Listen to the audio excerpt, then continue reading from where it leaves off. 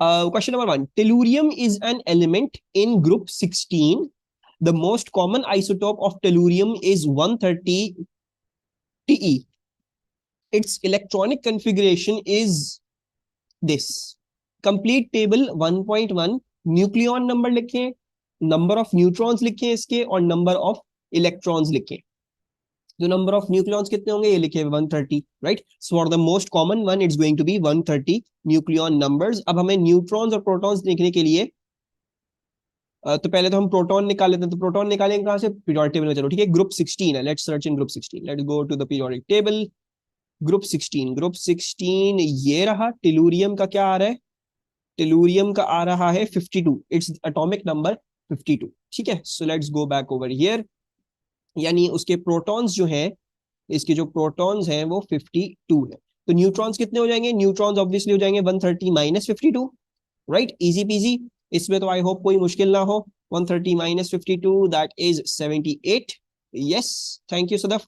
And ये आ गए आपके नंबर ऑफ न्यूट्रॉन्स. और नंबर ऑफ इलेक्ट्रॉन्स गिनने के लिए कैसे गिने जा सकते हैं ये? ठीक है, थोड़ा सा हम इसको देख लेते हैं. So yes, if it is क्या कहते, क्या कर रहा हूं मैं, क्या हो रहा है? तो बेसिकली ये होगा कि अगर इसके पास 52 प्रोटॉन्स थे, it is a neutral element, neutral isotope है अभी, तो इसके पास इलेक्ट्रॉन्स भी इतने ही होंगे. So number of electrons should be 52 as well. तो ये 3 नंबर काफी आसान थे. Identify the subshell in an atom of T that contains electrons with the lowest energy. तो कौन सा सब शेल है which is having the electrons with the lowest energy in tellurium? Subshell क्या होता है? Does anyone remember what a subshell was? So basically, you had 1 2 3 4 5 6 करके ये सारे क्या थे? ये थे shells. Shells में subshells हुआ करते थे SPDF. एंड देन SPDF में फर्दर ऑर्बिटल्स हुआ करते थे. ठीक है, they are asking you for the subshell with the lowest energy. तो एक ही सबशेल है जिसकी सबसे लोएस्ट एनर्जी होती है, और वो है 1s. हर एलिमेंट में 1s होता ही होता है, तो 1s is the lowest energy orbital subshell. Construct an equation to represent the first ionisation energy of tellurium. तो can you guys do this? कैसे होगी इसकी फर्स्ट आयनाइजेशन एनर्जी की अगर हम लिखेंगे? सो फरिया टेल्स अस कि we will have tellurium gas that will become tellurium gas plus E minus. ठीक है, ये ध्यान में रहे कि एक इलेक्ट्रॉन के लॉस पे होता है. दूसरी बात ये होती है कि गैशियस रखना होता है. So that is the first ionisation energy. The amount of energy required to remove 1 mole of electrons from 1 mole of gaseous atoms and converting them into 1 mole of 1 plus charged gaseous ions. ठीक है, the radius of TE ions decreases after each successive ionization. तो बोल रहे हैं जैसे जैसे electrons निकालते जाओगे वैसे वैसे टेलुरियम का रेडियस कम होता जाता है. State 2 factors that are responsible for the increase in the first 6 ionization energies of TE. तो बोल रहे हैं कि एक फैक्टर तो ये है, रेडियस डिक्रीज कर रहा है. जैसे जैसे आप इलेक्ट्रॉन निकालते जा रहे हो वैसे वैसे रेडियस डिक्रीज कर रहा है. देयर आस्किंग यू और क्या फैक्टर्स हैं जिसकी वजह से आपकी ionisation energy therefore is increasing. For the first 6 it is increasing.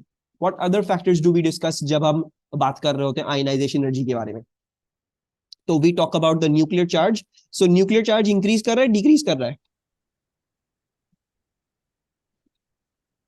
What should we write? Nuclear charge, is it increasing or is it decreasing? The nuclear charge is remaining same. ठीक है, nuclear charge तो same रह रहा है ना. Nuclear charge जो nucleus में जो चार्ज है वो तो सेम रह रहा है.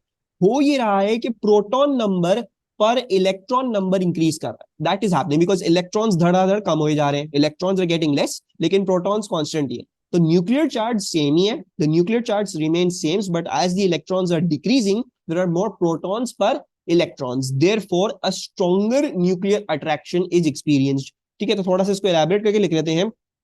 There are more protons per electrons after each ionization. So therefore a stronger nuclear attraction is experienced. Right और कोई फैक्टर जो हम इसमें कमेंट करते हैं? Any other thing that we talk about when we are talking about ionisation energy? एक था nuclear charge, दूसरा क्या था? Shielding. You talk about the shielding. तो शील्डिंग के साथ क्या हो रहा है? What's happening to the shielding? Any ideas? अच्छा इधर देखो, बेसिकली देखो, जब आप फर्स्ट 6 आयनाइजेशन एनर्जीज कर रहे हो ना, तो क्या होगा? 5p4 में से आपके पास 4 इलेक्ट्रॉन्स निकलेंगे, सॉरी 4d10 में से. तो 4d लूजेस, तो ठीक है, ठीक है, सही है. तो 5p में से पहले 4 निकलेंगे, फिर 2 इसमें से निकलेंगे 5s में से. ठीक है जी. नाउ शील्डिंग की अगर हम बात करते हैं, तो शील्डिंग वैसे तो अगर हम बात करें, जो अंदर शेल था 4 वाला, वो तो कॉन्स्टेंटली उसी ही अमाउंट से शील्ड कर रहा है अगर हम शेल 4 की बात करें. लेकिन अगर हम इन ऑर्बिटल्स की बात करेंगे, तो p हमें पता है s से शील्ड हो रहा था. तो पहले 4 इलेक्ट्रॉन्स की शील्डिंग ज्यादा थी, क्योंकि बिकॉज उनको 2s वाले शील्ड कर रहे थे. सो you can make comments on this, what ever comment is right that you can say, but it must be responsible. ठीक है, वो इतना बताना चाहिए क्यों आयनाइजेशन एनर्जी इंक्रीज कर रही है. So basically I will comment on shielding, that the shielding by in the first 4 electrons experienced an increased shielding because of the 2 inner s electrons. ठीक है, और जब वो 4 इलेक्ट्रॉन निकल गए, तो इनको कोई और मजीद शील्डिंग नहीं हो रही थी. ये पीछे शील्ड, ये दोनों शील्ड हो रहे हैं 4 वाले शेल से, लेकिन 5p वाले मजीद s से भी शील्ड हो रहे थे, because s is a lower energy. So let's write this down. ठीक है, so there is other more blah blah blah. The first 4 electrons in the 5p subshell experience greater shielding due to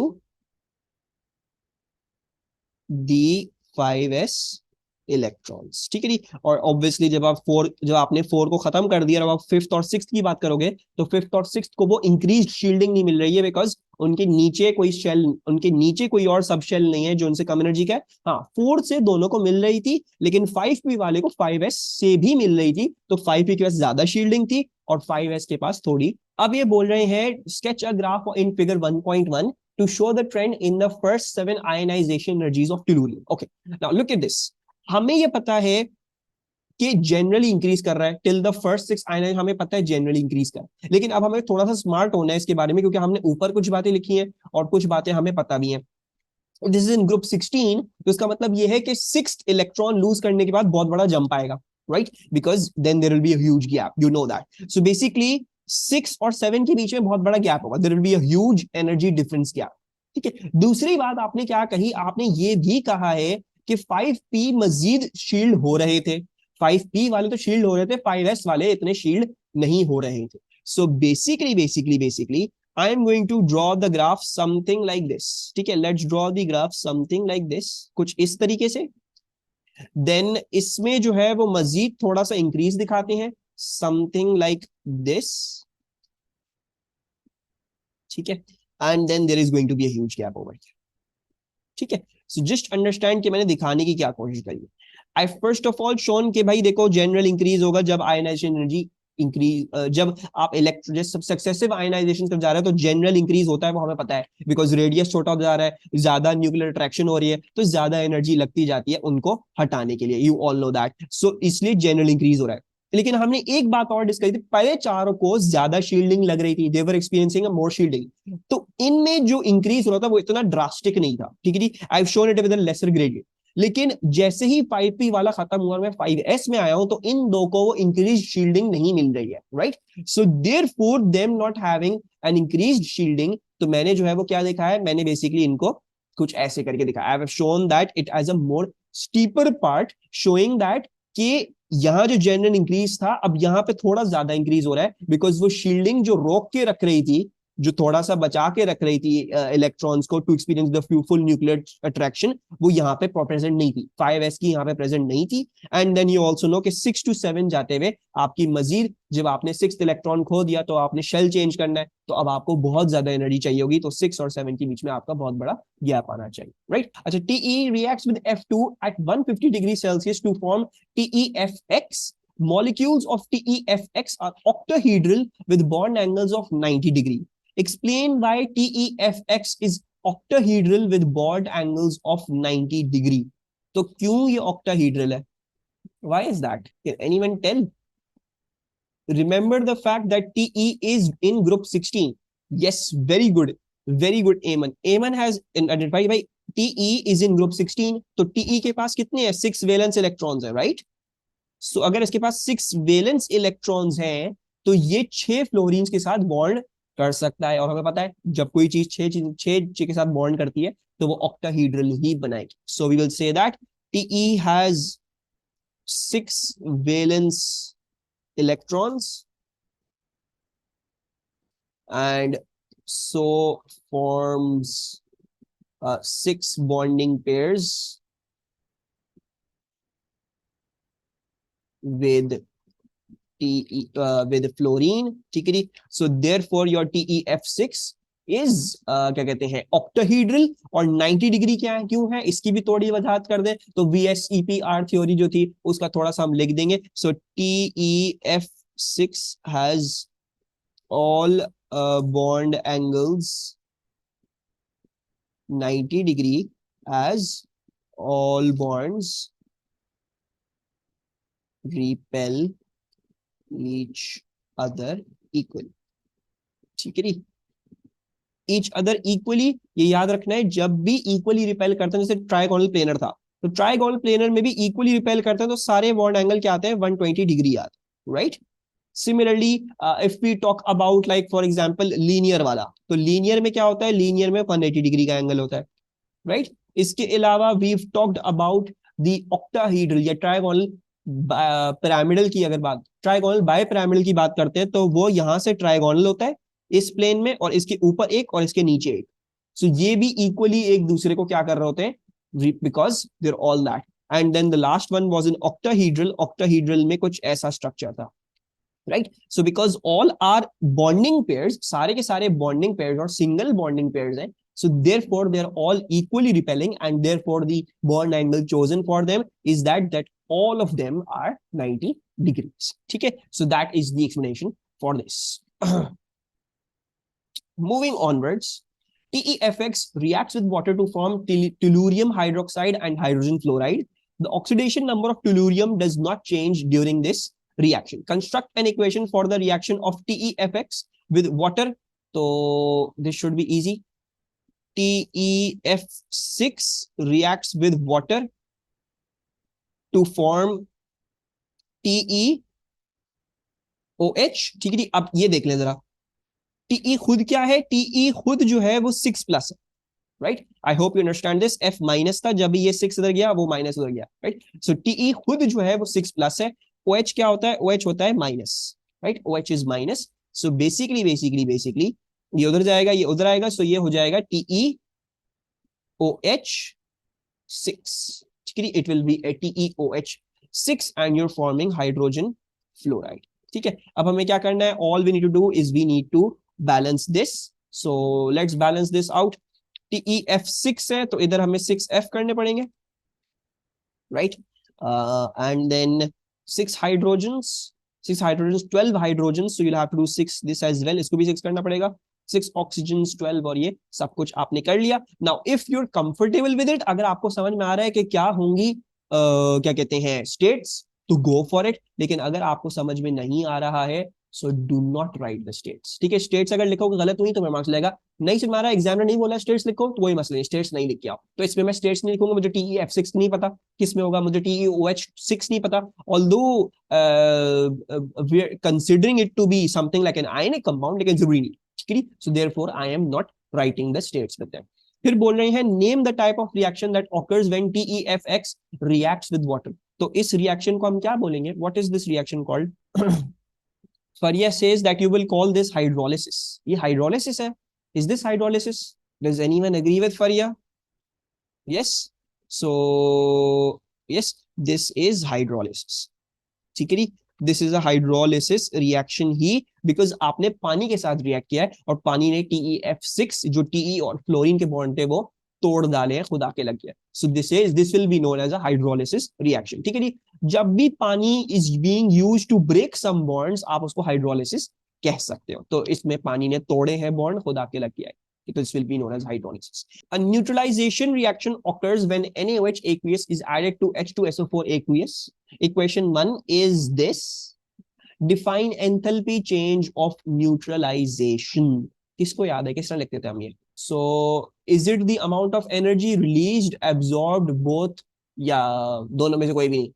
So अच्छा चलो मैं लिख देता हूँ इसका. It is the amount of energy released. Why? Because it is always exothermic. So it is the amount of energy released when an acid and a base react together to form exactly, और मोल किसमें होता है? इसमें मोल होता है पानी का. To form exactly 1 mole of water.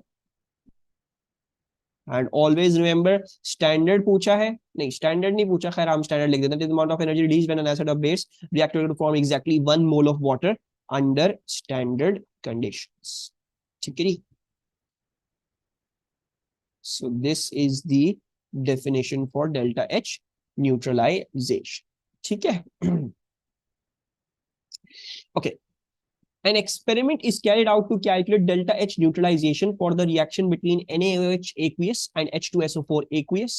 100 centimeter cube of 1 mole per dm cube NaOH is added to 75 centimeter cube of 1 mole per dm cube H2SO4 in a polystyrene cup and stirred. Results from the experiment are shown in table 2.1. ठीक है. Initial temperature of this, maximum temperature of mixture वो ये रहा. Use equation 1 to calculate the amount in mole of H2SO4 that is neutralized in the experiment. So how many moles? How do we use this? अच्छा, basically देखो, H2SO4 is to NaOH 2:1 का ratio है. यानी आपने जितने मोल NaOH के डाले हैं, ठीक है जी, you need half of those moles जो H2SO4 के साथ रिएक्ट किए होंगे, right? So let's work out NaOH के कितने मोल है, एंड देन लेट्स सी हमें उधर से आगे फिर क्या करना है. So let's work out N of NaOH. ठीक है. How do I work out the moles of NaOH? कौन सा फॉर्मूला इस्तेमाल होता है? You use concentration into volume. Concentration हमें दी है 1 mole per dm cube. Volume is in centimeter cube. तो make sure you convert this. This is 100 into 10 to the power minus 3. ठीक है. So this is going to work out to be 100 into 10 to the power minus 3 moles. ऐसा ही होगा. अच्छा, and then हमें क्या पता है, इसके साथ रिएक्ट कितने करे हैं H2SO4 के? इसके साथ रिएक्ट किए हैं हाफ ऑफ दिस, व्हाटएवर जो भी था, हाफ था ना. So basically half of this, तो इसका हाफ क्या होगा? 50 into 10 to the power minus 3 मोल. ठीक है. ये रिएक्ट करे हैं. And you can C from over here, आपने जो इस्तेमाल किए थे H2SO4 के, the amount of moles you used for H2SO4 is 1 into 75 into 10 to the power minus 3. You used 75 into 10 to the power minus 3. So basically 25 into 10 to the power minus 3 H2SO4 excess में था. 25 into minus 3 moles of H2SO4 were in excess. तो amount of H2SO4 neutralized is this much. अब आप इसको यूं भी लिख सकते हो. अगर इसको अब more appropriately लिखोगे तो this will become 5.0 into 10 to the power minus 2 moles. ठीक है. So this is the answer to this. Then अच्छा, दूसरी चीज, मैं कोई चीज मिक्सअप नहीं कर रहा हूँ. 3 सिग्निफिकेंट, 2 सिग्निफिकेंट, 3 सिग्निफिकेंट, 2 सिग्निफिकेंट, तो मैंने इसको 2 सिग्निफिकेंट लिखा है. ठीक है. अच्छा, then calculate delta H neutralization using the results in 2.1. Include units in your answer. Assume that the specific heat capacity is this much. 1 centimeter cube of solution has mass of 1 gram. There is no heat loss to the surroundings. Full dissociation of H2SO4 occurs. The experiment takes place at constant pressure. Show your working. तो पहला step क्या होता? What formula do we use to go about this? There was a specific formula used to calculate. सबसे पहले तो आप heat energy निकालते ना. What was that formula? Yes, Q equals to mc delta theta. So heat energy equals to mc delta theta. अच्छा, m कहां से आएगा? जो पूरे मिक्सचर का वॉल्यूम होगा उसी को हम ग्राम्स में कन्वर्ट कर देंगे. ठीक है, सो लेट्स सी पूरा वॉल्यूम है क्या. An experiment carried out 100 centimetre इसका था, 75 सेंटीमीटर इसका था, यानी दोनों को ऐड अप करके 175 सेंटीमीटर हो गया है, यानी 175 grams of solution is present. So let's right that down. ये इधर ही कर देते हैं. 175 ग्राम्स. सी क्या है? 4.18. delta theta is this 27.8 minus 20. So this shall be 27.8 minus 20. क्या आ रहा है आंसर ये? So 5705.7. yes, perfect. 5705.7. ठीक है, ये क्या है? ये आया जूल्स में. अब आपको डेल्टा एच निकालना है, that is kilo joule per मोल. तो डेल्टा एच न्यूट्रलाइजेशन कैसे निकलेगा? सबसे पहले तो उसको किलो जूल में कन्वर्ट करना पड़ेगा. 5705 into 10 to the power -3 kilo joules में कर लिया आपने कन्वर्ट. ठीक है, 1000 से डिवाइड करके. अच्छा, फिर उसके बाद क्या करना है? आपने मोल से भी डिवाइड करना है. किसके मोल से? पानी के मोल से. तो कितने पानी के मोल हमारे पास आए हैं ये देख लेते हैं. तो पानी के मोल अगर आप देखते हैं 2 NaOH and 2 H2O. So basically जितने आपके पास मोल थे NaOH के, उतने ही मोल है आपके पास पानी के. Right, so the moles of water are 100 into 10 to the power -3. Right, and दूसरी बात, डोंट फॉरगेट दिस, ये जरूर देख लिया करें, आपका टेम्परेचर इंक्रीज हुआ है, यानी एक्सोथर्मिक रिएक्शन हमें पता भी है वैसे भी, that is exothermic. So make sure you also include that minus sign. अपनी कन्वीनियंस के लिए वो जरूर लगा के आना. So what is the final answer working out to be? It should be close to the value that we have learned. कितनी आती है? 0.575. Really? 5705 into 10 power -3 divided by 100 into 10 power -3. It's coming out to be a 57.05 kilojoule per mole. ऐसा ही है, right? And we learned this कि 57 ही होती है approximately इसकी value. 54 is for weak acids and all of that. So 57. अच्छा, अब इसको कितना राउंड ऑफ करें? 3 significant. हमने 3 significant ये इस्तेमाल किया हमने. अच्छा, I would round this value off to a 57. ठीक है, मैं इसको राउंड ऑफ कर दूंगा 57 तक, या 57.1 भी कर सकते हो. What value did we use over here? We used 175 grams. हमें ओके 4.18 27.8. अच्छा, 3 सिग्निफिकेंट ही है ये सब. दिस इज ऑल 3 सिग्निफिकेंट ही, तो 3 सिग्निफिकेंट ही लिख देता हम इसको. हम इसको लिख देते हैं 57.1. ठीक है, don't forget the minus sign. -57.1 and the units are kilo joule per mole. ठीक है, ये था आपका वो सवाल which we have done in हमारा कौन सा चैप्टर? एंथैल्पी चेंजेस वाला chapter. Complete the equation for the negative. कैसे लगाया मेरा बच्चा? देखो सिर्फ इसको मेक श्योर करना कि टेम्परेचर इंक्रीज हुआ. तो टेम्परेचर इंक्रीज किसमें होता है? एक्सोथर्मिक में होता है ना. तो उसका मतलब क्या हुआ? माइनस लगाना पड़ेगा. It is a exothermic reaction. ठीक है, अगर डिक्रीज होता तो आप पॉजिटिव लिखते हैं, आपको पता है एंडोथर्मिक होता है वो. ठीक है, complete the equation for the reaction that occurs when a solution of barium hydroxide is added to aqueous sulfuric acid. includes, अब इसने लिख दिया includes, अब आपको include करने पड़ेंगे. ठीक है, पहले नहीं करते तो कोई मसला नहीं था. तो H2SO4 plus BaOH2 will form salt and water. salt का फॉर्मूला क्या होगा? what should I write the salt as? हमारी salt का फॉर्मूला क्या होगा इस केस में? it shall be BaSO4, right? because you can see आप इसमें से SO4 2 माइनस, ये 2 प्लस, क्योंकि आपको पता है हाइड्रोजन प्लस होता है. तो 2 है तो 2 प्लस हो गए, तो उसमें से 2 प्लस हटाओगे तो 2 माइनस बच जाएगा वो. एंड देन BaOH, ये आपको पता है ये 2 प्लस होता है, ग्रुप 2 एलिमेंट है, right? And so you can see 2 minus 2 plus cancel out हो जाएंगे. So therefore the final thing is going to be BaSO4 and then your other thing is going to be water. ठीक है जी, let's write the state symbols. पहले ये aqueous barium sulphate aqueous होगा या कुछ और होगा? should I write this as aqueous or some other thing? So this depends on your knowledge about group 2. group 2 हमने याद किया है, the solubility of sulfates decreases down the group. barium sulfate is not a equi is not soluble in water, it is insoluble, तो ये precipitate out करेगा, it will B solid, and obviously पानी क्या हो जाएगा, पानी होगा liquid. And now you can balance the equation. Barium एक था, बेरियम एक, SO4 एक, SO4 एक, H2 इधर 2H2, ठीक है, 2O, तो हमें बस इधर 2 लगाना है, ये हो गया हमारा बैलेंस। तो 2 4 हो गए, and so on so fourth, इसको 1 रखते हैं, इसको भी 1 रखते हैं, इनमें हमें कोई चेंज नहीं प्रोड्यूस करना है, ठीक है। अच्छा, then suggest why the enthalpy change of neutralization cannot be determined using the addition of dilute sulfuric acid to aqueous barium hydroxide। तो why can't we, क्या कहते हैं, determine the enthalpy change of neutralisation using dilute sulphuric acid and aqueous barium hydroxide, क्यों नहीं इस्तेमाल कर सकते हम? अच्छा चलो, let me discuss this answer because this is the bit थोड़ा बहुत। So precipitation of barium sulphate involves an energy change, ठीक है। अच्छा, लेट्स डिस्कस दिस, ये क्या है, इसको थोड़ा सा समझ लेते हैं। अब they have removed this part from your as वाला कोर्स, वो पार्ट नहीं है।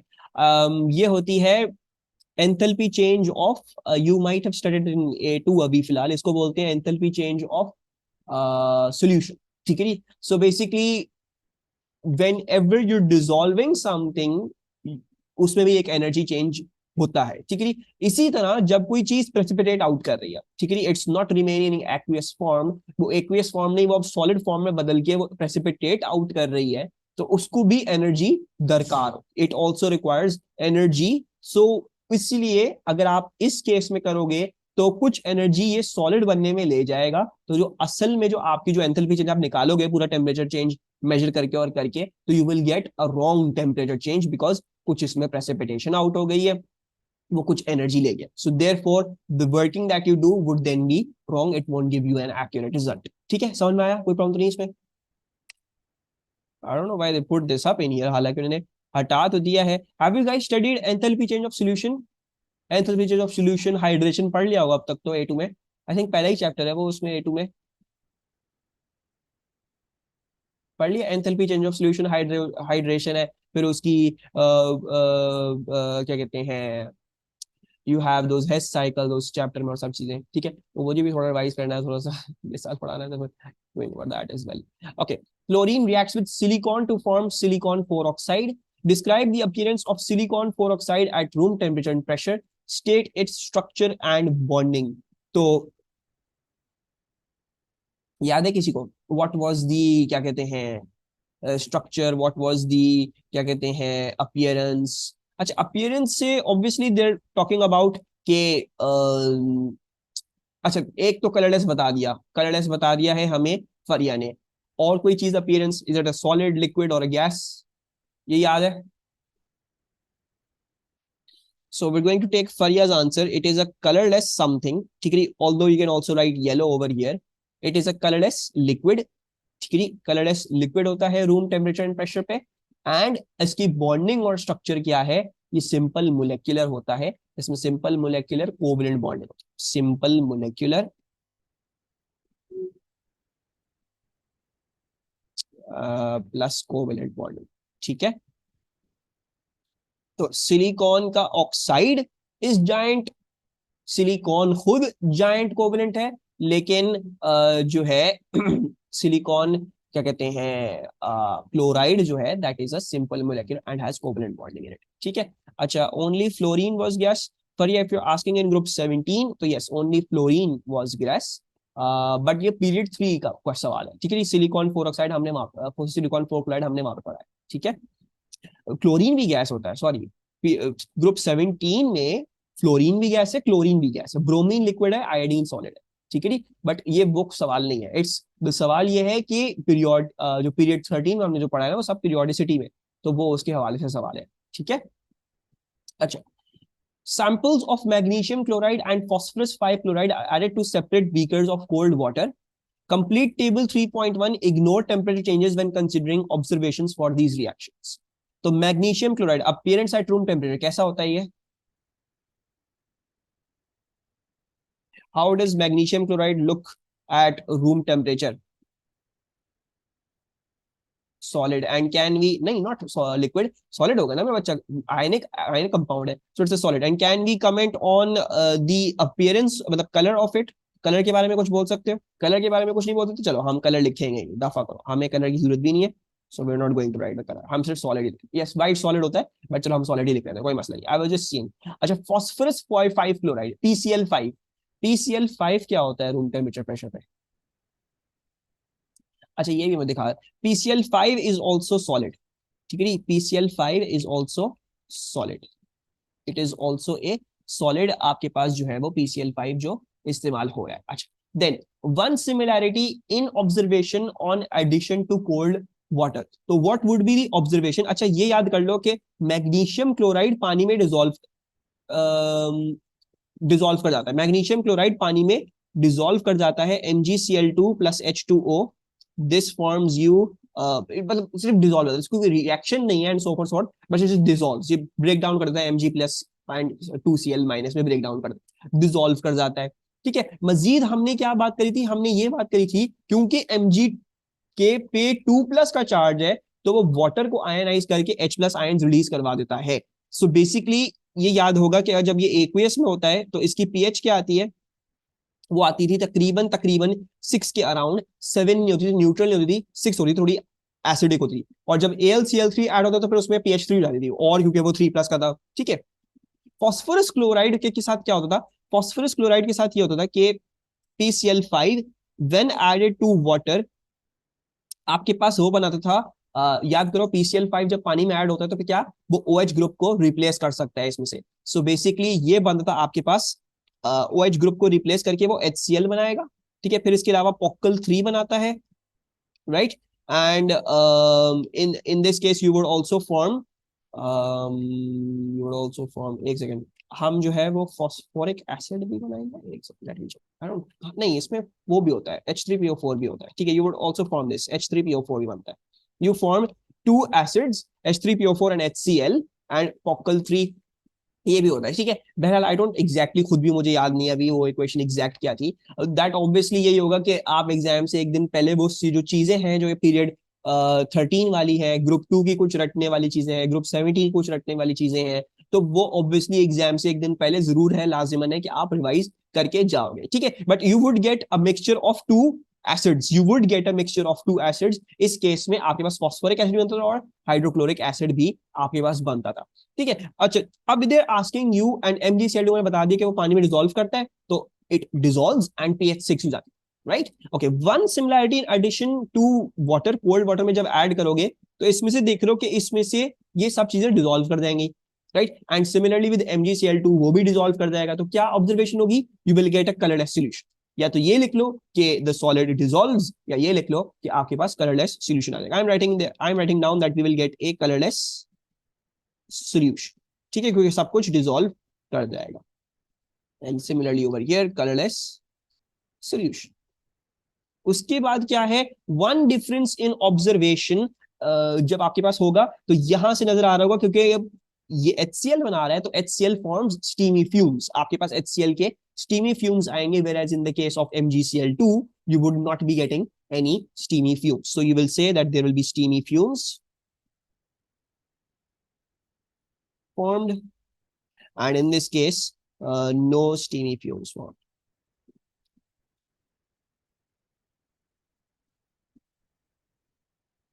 एंड फाइनल pH ये तो मैं बता चुका हूं, ये थी 6. Can you guess the pH of this one? Phosphorus 5 chloride जब ऐड होगा, जब ये तीन चीजें बन रही हैं, तो what do you think should the pH of the final solution B?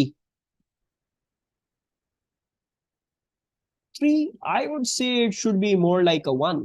1 नहीं होनी चाहिए, because HCl is a strong acid, phosphoric acid is a strong acid.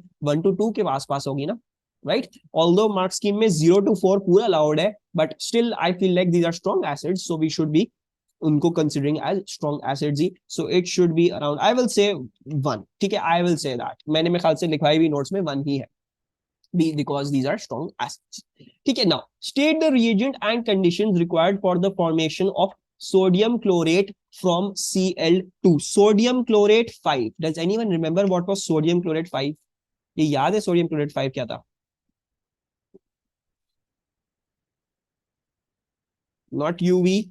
Sodium chlorate 5, you might remember this as NaClO3, right? याद होगा disproportionation of chlorine जब हम पढ़ रहे थे तो हमने एक देखा था ब्लीच फॉर्म हो रहा है in the case when you are having cold NaOH, and in this case when you आप NaClO बनाते हैं, NaClO was using cold NaOH. NaClO3, this is sodium chlorate, NaClO3 that is sodium chlorate 5. इसमें you use hot NaOH, so hot aqueous NaOH. So you're going to say hot aqueous NaOH. ठीक है, so अंदाजा हो रहा होगा कि examiner को कौन सी चीजें अच्छी लगती हैं. Period 13, the examiner likes. He likes to ask questions on period 13 because इसमें थोड़ा बहुत रट्टा है, so उधर वो थोड़े से mark gaining questions रखता है. Then group 17, when cold होता है मेरा बच्चा Maryam, when it is cold, so you form NaClO. ठीक है, cold में you form NaClO, not NaClO3. ठीक है, that is the difference in between the hot and the cold वाली जो conditions थी. ठीक है, so you would be seeing group 2, group 17, they usually come up. ठीक है, and period 13 भी उसको बहुत पसंद है in giving questions because उसमें there is a lot of content that you have to just memorize. So period 13 is a place where you might struggle, and group ज्यादा group 2 से भी ज्यादा, ग्रुप 2 में मेरे ख्याल से इतने ज्यादा बच्चे स्ट्रगल नहीं करते जितना ग्रुप 17 में करते हैं, बिकॉज ग्रुप 17 में कुछ चीजें हैं ऐसी जैसे डिस्प्रोपोर्शनेशन ऑफ क्लोरीन है, और वो वाला है पूरा किस्सा रिड्यूसिंग ऑफ जो आपकी आयंस की रिड्यूसिबिलिटी है, तो जो हमने पढ़ा था HCl कितना रिड्यूस करता है H2SO4 को, HBr कितना रिड्यूस करता है, और HI कितना रिड्यूस करता है, तो वो सारी चीजें. So you might have a bit more problems. तो एग्जाम से पहले मेक श्योर कीजिएगा ग्रुप 17 का वो वाला हिस्सा और पीरियड 13 वो रिवाइज करके जाओ, because those are things that can slip out of your mind and those are things that the examiner really likes to ask. ठीक है, now explain why the reaction in C1 is described as a disproportionation reaction. Your answer should refer to relevant species and their oxidation numbers. तो disproportionation क्यों कहलाता है हम ये लिख लेते हैं, कोई मसले की बात नहीं है. अच्छा, so basically उसमें होता है कि Cl2 0 से कहां पे जाता है, it goes to an NaClO3, right, as well as to an NaCl, दोनों में जाता है.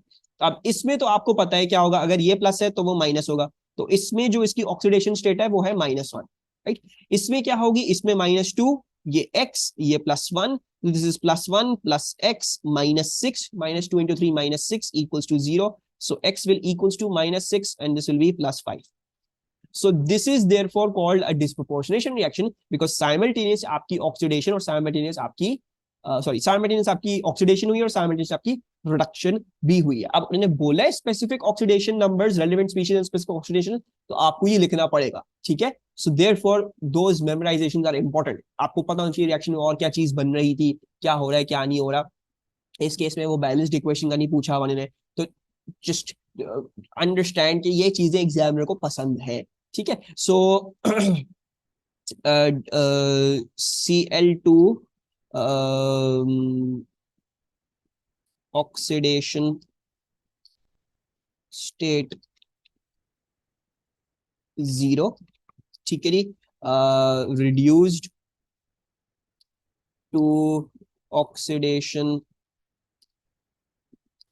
state -1 in NaCl, right, and oxidized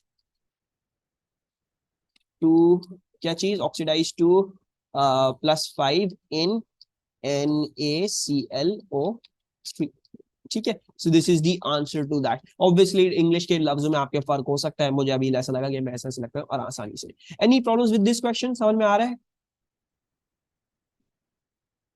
कोई टेंशन, कोई चीज जो अनक्लियर हो? ओके, अच्छा लेट्स गो ऑन.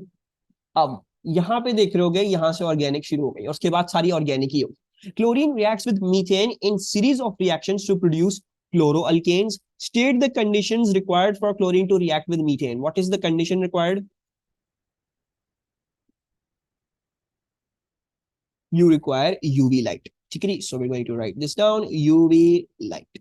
ठीक है, उसके बाद one of the products of the reaction is Cl2, which reacts further to produce CHCl3. Complete table 3.2 to show the details of the mechanism that forms CHCl3 from CH2Cl2. तो अब इन्होंने आपको bound कर दिया, आपको दिखाना ही CH2Cl2 से CH3Cl3 है, you can not do anything else, ठीक है। Now let's discuss about the equations. Initiation, initiation याद है उसमें क्या इक्वेशन लिखा करते थे हम? you would show that Cl2 या अगर हम मोर अप्रोप्रिएट से दिखा दें, थोड़ा सा और एग्जाम रखो उसकी करने के लिए, तो Cl2 वाला जो बॉन्ड होगा दैट विल होमोलिटिकली डिसोसिएट, ठीक है, and form 2Cl free radicals, ठीक है, होगा यही इनिशिएशन स्टेप, यही होता है। क्यों? बिकॉज और कोई स्पीशी इस तरह से टूट के फ्री रेडिकल्स नहीं बना सकते। इनिशिएशन क्या था? स्टेबल कंपाउंड से फ्री रेडिकल्स बनना, स्टेबल कंपाउंड से अनस्टेबल स्पीशीज बनना, ठीक है, तो यही है, that is the only one. अच्छा, प्रोपगेशन में CH2Cl2 is combining with Cl free radical, तो क्या बन रहा होगा? Can anyone guess? मुझे बता सकते क्या बन रहा होगा इधर? तो CH2Cl dot plus Cl2,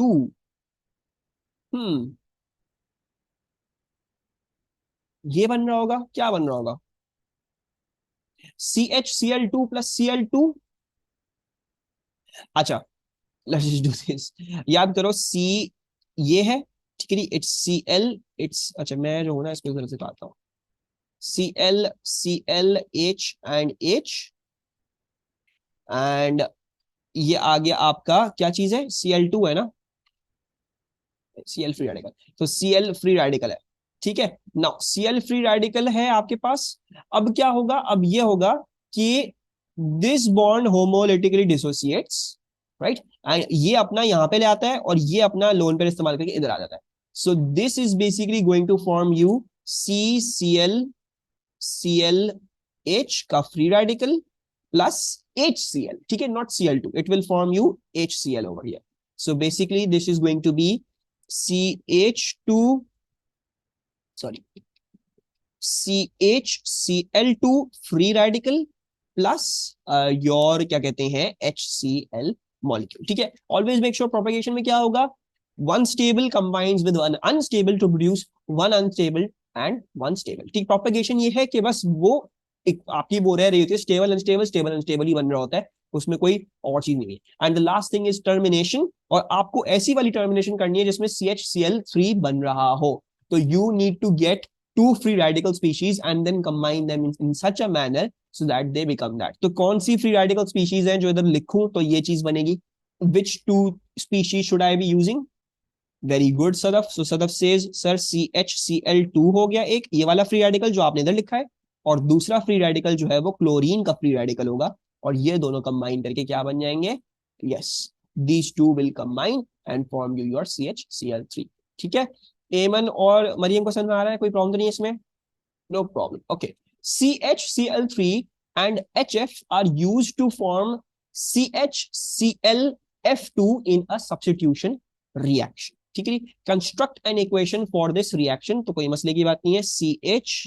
CHCl3 plus HF आपने किया तो आपके पास क्या बना है? आपके पास ये चीज बनी है CHClF2, ठीक है। तो बेसिकली दो क्लोरीन निकाले हैं, उनकी जगह दो फ्लोरीन डाल दिए हैं, तो बेसिकली यहाँ पे क्या बन जाएगा? मेरे ख्याल से क्लोरीन 2 बन जाएगा, ठीक है। And I don't need to give the states, so I will refrain from giving any states. एक सेकेंड, हमने सॉरी सॉरी सॉरी, एक सेकेंड, यहाँ पे हाइड्रोजन भी तो है, we have to account for this hydrogen as well, we have to count, या मैंने वो देखा नहीं, वी हैव टू काउंट, ये हाइड्रोजन भी तो हटा है। सो बेसिकली ये हाइड्रोजन है और दो क्लोरीन यहां से निकल, तो yes then the product shall be HCl not Cl2, ठीक है, क्योंकि हाइड्रोजन का ही अकाउंट नहीं होता, तो when we have to use HCl। And अब बैलेंस कर लेते हैं इसको जरा, दो Cl निकले इधर से, तो ऐसा करते हैं दो की बैलेंसिंग इधर कर देते हैं, एंड दो F है और इधर भी हमें दो H चाहिए, तो हो गया balance, 2H 2H 2F 2F, दो Cl निकले और CH वही है, ठीक है। So this is the equation for, ठीक है। मैंने मिस्टेकनली H नहीं देखा था इधर, तो H भी था, तो इसलिए फिर HCl ही बन रहा था, there was no other possibility other than that, आप Cl2 नहीं बना सकते, वरना फिर आपको H अलग से दिखाना पड़ता, जो इट इज नॉट पॉसिबल, ठीक है। X is a product of the substitution reaction with that occurs when CHClF2 reacts with Br2. There is only one naturally occurring isotope of flow 19F. The mass spectrum of X shows molecular ion peaks at 164, 166 and 168. Complete table 3.3 to show all the molecular ions responsible for each peak. अच्छा, X is a product of substitution reaction that occurs when CHClF2 reacts with Br2. ठीक है, there is only one naturally occurring isotope of fluorine 19F. एक ही है इसका. The mass spectrum of X shows 164, 166, 168. Let सबसे पहले C इसका क्या है? Let's understand this. CHClF2 का खुद का क्या है? When I'm assuming जब ये बिल्कुल अपनी जो मेन आइसोटोप्स हैं इसके वो उसके साथ हो, तो कार्बन 12 हो गया, हाइड्रोजन 1 हो गया, क्लोरीन का 35 भी तो 37 भी होता है. तो एक तो हम पहले क्या करते हैं 35 लेते हैं एंड फ्लोरीन क्या है? Fluorine is 90. ठीक है, what is this coming out? 12 plus 1 plus 35 plus 19, that is working out to be a 67. Okay, सही है. So यहाँ पे बेसिकली वो बात कर रहे हैं product. They're talking about the product, यानी Br इधर डल गया है. Br has definitely gotten added. Okay, huge difference between what they're telling and all of that is happening. तो Br का पहले देख के आते थे periodic table में होता क्या है भाई. Br होता क्या है भाई? Br, अच्छा, Br के दो आइसोटोप तो हमें पता है, Br के देखने की जरूरत नहीं है, वी नो दिस. Br के दो आइसोटोप्स होते हैं, that is 79 and 81, right? So we got 79 and 81. So let's see. अच्छा, if we see something over here, I want to see के F ने Cl को हटाया है, F ने Cl को हटाया, Br किसको हटाएगा? चलो हमें ये ट्रायल एंड एरर करना पड़ेगा. There is no other way because there is no logical इधर कोई चीज. CHCl3 है, दो Cl हटे, दो F आए. F ने Cl को हटाया, जो ऊपर था उसने हटाया, इधर कोई भी ऊपर नहीं है, दस अभी नीचे है. ठीक है, खैर है. अच्छा, let's see. Okay, my guess would be कि पहले Cl को हटा के देख लें. क्यों? बिकॉज हमें पता है कार्बन फ्लोरीन का बॉन्ड बहुत ज्यादा स्ट्रॉन्ग होता है, तो मोस्ट प्रोबेबली ब्रोमीन के अंदर इतनी ताकत नहीं होगी कि वो उसको उधर से उठा के फेंके. I don't know what these reaction conditions आ रही है, क्या हो रहा है, सब्स्टिट्यूशन कैसे हो रही है, but this is some special kind of thing. So पहले तो ये करते हैं, इस क्लोरीन को हटा देते हैं क्योंकि that would be a lot more easy. So पहले क्लोरीन को हटा के फेंक देते हैं, CH एक जगह Br डालते हैं और इसको F2 कर लेते हैं. इसका क्या आ रहा है? Let's see. This is 12 plus 1 plus bromine एक जगह 79 ले सकते हैं और फ्लोरीन हो जाएगा 2 into 19. सॉरी, ये ऊपर गलत हुआ है एक चीज. This is suppose to be 2 into 19, not 19, 2 into 19. ठीक है, लेट्स सी दोनों जगह पे हमारा क्या आ रहा है अब. सो this is 12 plus 1 plus 35 plus 2 into 19, that is 86 ऊपर वाला, एंड नीचे वाला जो है वो 130 आ रहा है. अभी भी इतना ऑफ आ रहा है. 12 plus 1 plus 79 plus 2 into 19. Dude, तो इसका मतलब है कि इन्होंने एक से ज्यादा ब्रोमीन डाला हुआ है. There is more than one bromine. एक काम करते हैं, हम एक से ज्यादा ब्रोमीन डाल के देख लेते हैं भाई, वरना तो बहुत ही देर हो जाएगी. तो CH, एक काम करते हैं, let's make this CHBr 2F कर लेते हैं. ठीक है, एक फ्लोरीन को भी हटा के कर लेते हैं. लेट्स सी ओवर हियर ये क्या आ रहा है. This is 12 plus 1 plus 2 into 79 and then plus 19. ये क्या आ रहा है? Is it coming out to be close? 190 चला गया, माशाल्लाह, बहुत ही ऊपर जा रहा है भाई ये.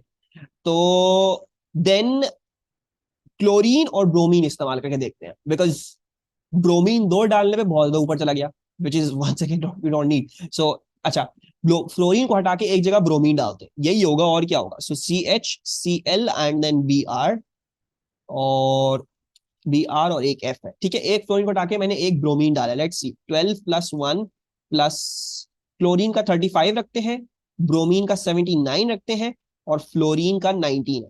सो क्या आ रहा है ये? होपफुली ये आ जाए करीब करीब.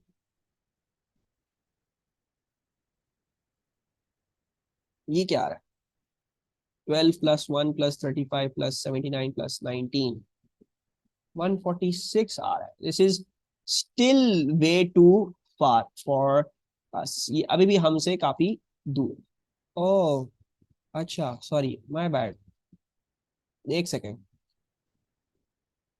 ये सारी ख्वारी करने के बजाय ये देख लो ना. CF237 के नीचे दिया हुआ है CF237Cl81Br. ठीक है, now all we can do is just play over here with the numbers. You can see आपको दो कम करना है ना इधर, तो आप जो है वो CL37 की जगह 35 इस्तेमाल कर लो. So let's say CF2, this would have been much easier. मैं पता नहीं क्या कर रहा था इधर से. Let's do this. CF2 हम ले लेते हैं 35 CL एंड 81 BR रखते हैं, राइट? एंड ये हो जाएगा आपका plus. You could also done CF2. अच्छा, there would be two. You show all. अच्छा, you need to show all. तो एक ये हो सकता है कि CF2 देन यू गेट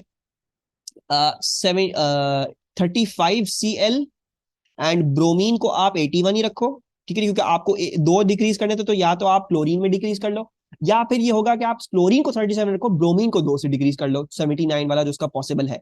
तो you going to write both of them. और लिखा है ऑल लिखा है, so we have to show that. CF2 then 37 CL रखें और ब्रोमीन को कर ले reduce, so this shall be 79 BR. ठीक है? So it's either of these, don't forget the positive sign. And then 164 में क्या होगा, दोनों के दोनों ही अपने 35 और 79 वाला होगा. सो this shall B CF2 and CL का 35 वाला और ब्रोमीन का भी अपना 2 से कम हुआ वाला, दैट शुड बी 79. ठीक है? तो ये हो गया प्लस. तो हमें वो उतनी ख्वारी करने की जरूरत नहीं थी. सॉरी, मैंने देखा नहीं था, मुझे लगा 164 168 सब निकाल लें, बट कन्वीनियंटली उन्होंने ये दिया हुआ था, 168 वाला दिया हुआ था. So all you have to do कि इधर आपने 2 से रिड्यूस कर दिया, या तो क्लोरीन वाला रिड्यूस कर दें या तो ब्रोमीन वाला रिड्यूस कर दें. अब इसमें लिखा हुआ है ऑल, तो मैंने इसलिए सारे दिखाए. एंड देन आपको जब 164, तो आपको पता है दोनों ही फिर 2 2 से रिड्यूस हो जाएंगे, ताकि 4 से रिड्यूस हो जाए. सो आई हैव डन दैट. ठीक है? समझ में आया? कोई प्रॉब्लम नहीं इसमें? हमने पता नहीं क्यों इतना टाइम जाया इस पे कर दिया, राइट? This was easy. हाँ, मेरे बहुत दर्द हो रहा है यार. ठीक है, आगे चले. There was no need to waste so much time. Are there no isotopes of carbon? Carbon के भी होते हैं आइसोटोप्स, लेकिन मेरा बच्चा कार्बन का होता है कार्बन 12, 13, 14. ठीक है जी? कार्बन के जो होते हैं, कार्बन के होते हैं 12C, 13C, 14C. ठीक है? ये होते हैं. एंड इनकी अबंडेंस बहुत ही ज्यादा कम होती है. ठीक है? हमने डिस्कस किया था.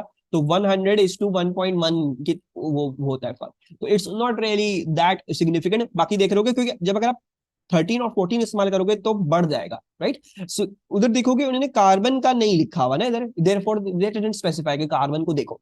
अगर होता तो फिर इधर 14 लिखते या कुछ लिखते. तो कार्बन इज बीइंग अज्यूम 12 और अगर आप 13 या 14 वाला कंसिडर भी करते हो ना, तो क्या होगा, आपका मास बढ़ जाएगा instead of getting less, right? Okay, अच्छा. V is a colorless liquid. What is V?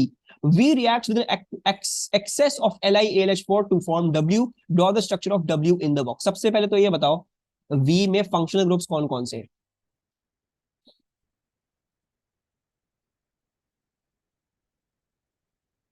This you have a carboxylic group and you have an alkene group. LiAlH4 क्या करेगा, कौन से ग्रुप के साथ रिएक्ट करेगा?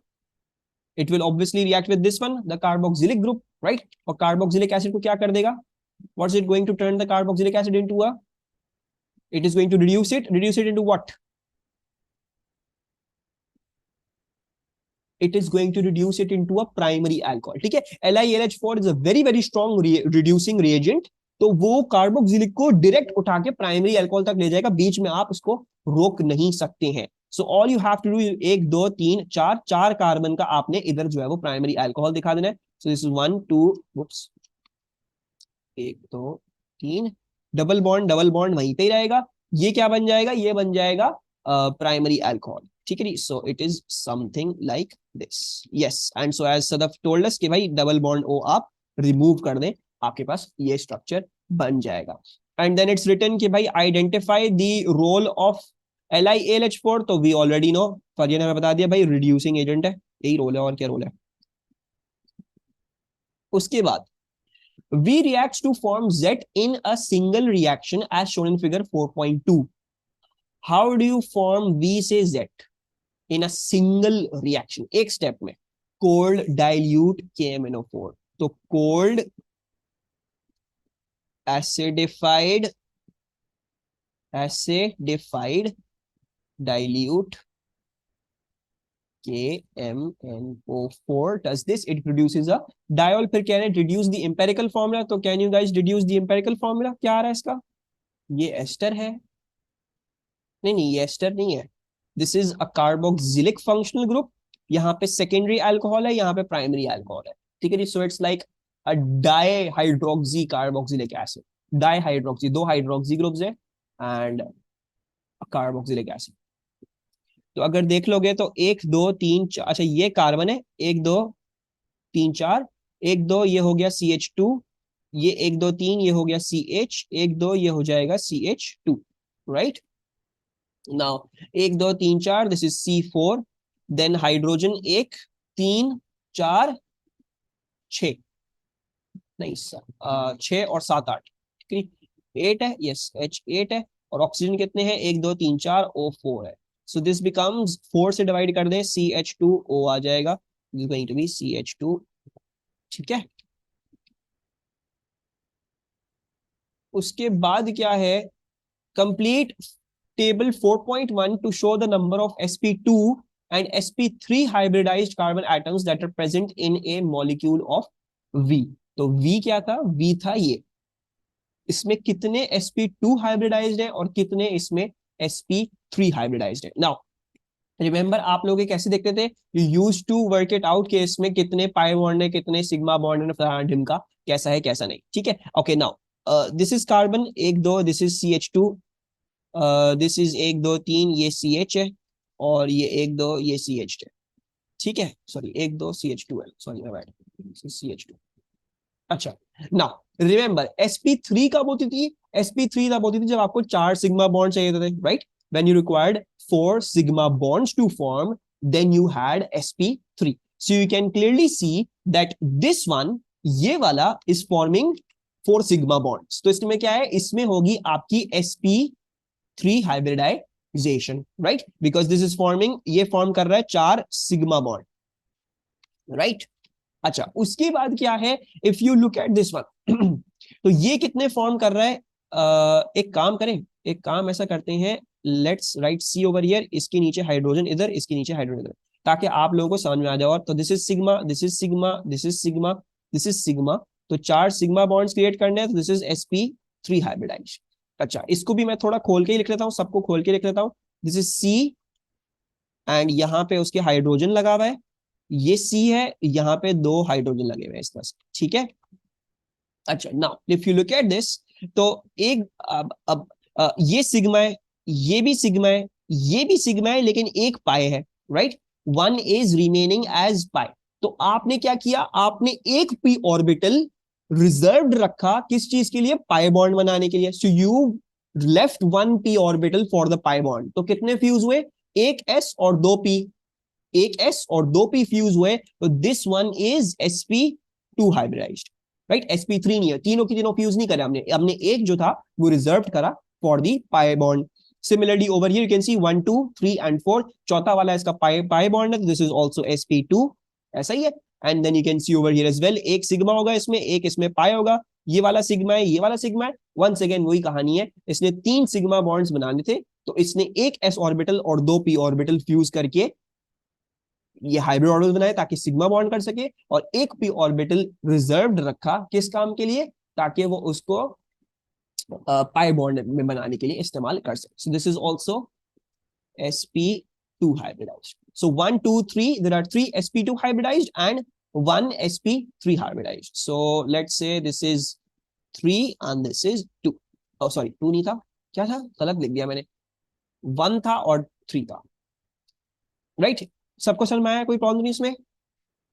Did you recall what was hybridisation, कैसे निकालते थे इसका, जो मैंने शॉर्टकट बताया था, ठीक है। अगर इसमें 2 पाई बॉन्ड होते, if there were 2 pi bonds then you could easily guess. अच्छा 2 p ऑर्बिटल उसने रिजर्व रखे पाई बॉन्ड बनाने के लिए, यानी एक s एक p फ्यूज हुए हैं, सो देयरफॉर sp सिर्फ sp वाली हाइब्रिडाइज, राइट, याद आया, इसमें कोई कंफ्यूजन तो नहीं है, अगर कोई कंफ्यूजन है तो लेट मी नो, ताकि मैं अभी अभी क्लियर कर दूं, सब चीज रिवाइज करवा दूं। ओके चलो ये बात समझ लो भाई। देखो कार्बन जो है वो खुद क्या होता है, कार्बन अगर याद करोगे कार्बन खुद क्या होता है, कार्बन खुद होता है 1s2 2s2 2p जो भी फलाना ढिमका, कार्बन किधर है, इधर 2p3 है, carbon is 2p3, right? So it's 1s2 2s2 2p3, 1s2 2s2 2p3। Now the problem is carbon जो है वो जो है खुद वो चार बॉन्ड फॉर्म करता है, right? It forms four. So if you see like for example CH4 methane, तो वो चार बॉन्ड फॉर्म कर रहा होता है, ठीक है ना? CH4 को देखोगे तो इसमें क्या खुसूसियत है? CH4 में खुसूसियत ये है कि you're wanting to form 4 sigma bonds, ठीक है जी? आपको 4 सिग्मा बॉन्ड्स चाहिए, राइट? अब मसला क्या है, आपके पास सिर्फ 3 ऑर्बिटल है पी के जिसमें इलेक्ट्रॉन है, right? So you have basically 2s2 जो है वो कुछ ऐसा होगा, 1s2 भी कुछ ऐसा होगा, 1s2 की तो हम कोई बात ही नहीं करेंगे, वो बहुत ही लो एनर्जी है, और 2p3 जो है वो कुछ ऐसा होगा, right? Now you want to form 4 bonds. मसला क्या है, 2p में इतने इलेक्ट्रॉन ही नहीं है और इतनी जगह ही नहीं है कि 4 बॉन्ड फॉर्म हो सके। तो क्या होगा, ये दोनों फ्यूज कर देंगे, these two will fuse together and you will form, हाँ मेरे ख्याल से मैंने कुछ इधर गलत लिखा है, 2p2 होना चाहिए था ना, लेट्स सी ओवर हियर, हाँ 2p2 है, यस ये मैं जब भी कह रहा हूँ ये अलग क्यों आ रहा है, this is 2p2 not 2p3, 2p2, ठीक है, this is 2p2 and this one over here, तो ये हट जाएगा। नाउ बेसिकली अब इसने 4 बॉन्ड बनाने, तो ये दोनों फ्यूज करते हैं, राइट? एंड दे फॉर्म, ये दोनों फ्यूज कर जाएंगे and what they form is 1 2 3 4, ये आपके पास 4 इक्वल एनर्जी के ऑर्बिटल आ गए, ताकि आप एंड टू एंड ओवरलैप कर सको, ताकि आप सिग्मा बॉन्ड बना सको, राइट? बट फॉर एग्जाम्पल अब अगर आपकी रिक्वायरमेंट है ही नहीं, आपको 4 सिग्मा बॉन्ड बनाने ही नहीं है, ठीक है? आपको 4 सिग्मा बॉन्ड नहीं बनाने, आपको ये करना है कि आपको 3 सिग्मा बॉन्ड बनाने हैं, एक पाई बॉन्ड बनाना है, right? You want to form 3 sigma bonds 1 pi bond. Pi bond बनता ही तब है जब साइड टू साइड ओवरलैप होता है पी ऑर्बिटल्स का, when you are forming side to side overlap of p orbitals. तो कार्बन क्या करेगा, कार्बन ये करेगा कि कार्बन एक पी ऑर्बिटल रिजर्व कर लेगा, right? It will keep 1 p orbital reserve for the side to side overlap for the pi bond to form. तो अब वो क्या करेगा, वो इसको और इसको मिला देगा बस, और एक पी ऑर्बिटल खाली रखेगा ताकि पाई बॉन्ड फॉर्म हो सके। So then in this case, you will get 3 sp2 hybrid orbitals, ताकि आप सिग्मा बॉन्ड्स बना सको, और एक जो p ऑर्बिटल आपने खाली छोड़ा है, जो आपने ऐसे ही छोड़ दिया है, वो फिर पाई बॉन्ड बनाने में इस्तेमाल हो जाएगा, ठीक है? So this was sp3, this is sp2, and then if you're forming for example something like this,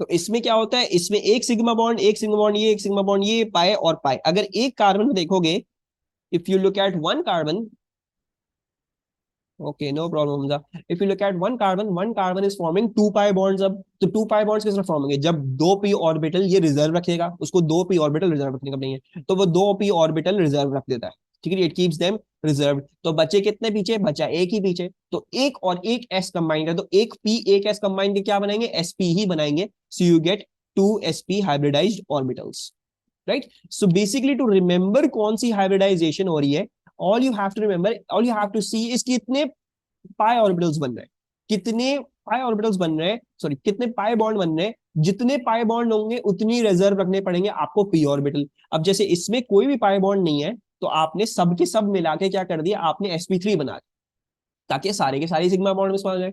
इसमें क्योंकि एक पाई ऑर्बिटल बन रहा है, और इसको sp3 क्यों बोलते हैं, क्योंकि एक s कंबाइन हुआ विद 3p, इसमें आपके पास एक पाई ऑर्बिटल है, so you want to keep 1p reserved. बचे कितने पीछे, 2p बच गए, एक s 2p sp2, right? Then similarly आप जब ये वाली कर रहे हो, 2 पाई चाहिए है, 2p ऑर्बिटल रिजर्व कर दो, बचा कितना, एक p ऑर्बिटल बच गया, एक s एक p sp हाइब्रिडाइजेशन, ठीक है? So this is the revision for that. ये क्लियर है सदफ, याद आया इसमें कुछ?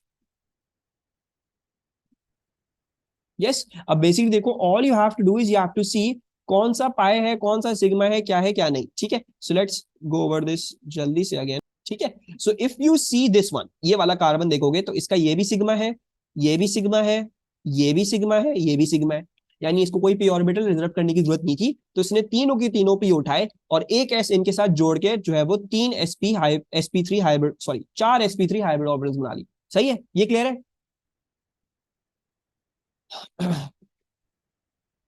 Right. Then if you look at this one, तो this is sigma, this is also sigma, ये सिग्मा है और ये पाया हो जाएगा, क्योंकि डबल बॉन्ड में हमेशा एक बॉन्ड पाया होता है। तो अब इस कार्बन ने कितने बनाए, इस कार्बन को एक पाए के लिए रिजर्व रखना पड़ गया एक पी, तो बचे कितने पीछे, दो पी बच गए, दो P plus one S, sp3 sp2 हो गया, right. So this will B sp2। Similarly इसको भी देखोगे तो इसकी भी कुछ ऐसी कहानी है, ये सिग्मा, ये सिग्मा, ये सिग्मा और ये वाला पाए, राइट। सो वंस अगेन एक पाई ऑर्बिटल के लिए उसको रिजर्व रखना पड़ गया, तो ये बन जाएगा फिर sp2। And then once again इसको देखोगे, ये सिग्मा, ये सिग्मा, ये वाला सिग्मा, एक पाए, राइट। सो वंस अगेन एक पाए के लिए एक पी रिजर्व रखा, बचे दो, पीछे दो बचे, दो में एक एस कंबाइन करके sp2 हाइब्रिडाइजेशन इसने करके दिखा दिया, ठीक है। So therefore 1 2 3 are sp2 and only one is sp3। समझ में आया, बाकियों को क्लियर हुआ, रिवाइज हुआ ये, मरियम एमन फरिया आपको, yes okay. So we've got 3 and 1, okay. एक सेकेंड दो मुझे। Q contains the element carbon, hydrogen and oxygen only. It is a saturated molecule with no branching in its carbon backbone। ठीक है, तो कार्बन हाइड्रोजन ऑक्सीजन ही है और उसमें कोई ब्रांचिंग नहीं है, ठीक है। Q contains only one functional group। The relative molecular mass of Q is 88। No effervescence is seen when Na2CO3 is added to Q। Effervescence is seen when sodium is added to Q। Q reacts with alkaline I2 to form yellow precipitate। ठीक है, अब कुछ बातें ये देख लेते हैं हमें क्या क्या बता रहे। relative molecular mass of Q is this much। ठीक है, इसको थोड़ी देर अभी हमें काम देगा, हमें फायदा है इसका, तो लेट्स अभी फिलहाल इसको रिजर्व रखते हैं। No effervescence is seen when Na2CO3 is added। इसका क्या मतलब है, एसिड नहीं होगा, नो effervescence ना, so this is not carboxylic, right, this is not carboxylic। अच्छा, effervescence is seen when sodium is added। इसका क्या मतलब है, alcohol is present, so basically you have a alcohol in this thing। तो functional group एक ही था, वो alcohol वाला ही फंक्शनल ग्रुप है। दूसरी बात ये है, Q reacts with alkaline I2 aqueous to form a yellow precipitate। तो इसका मतलब क्या है,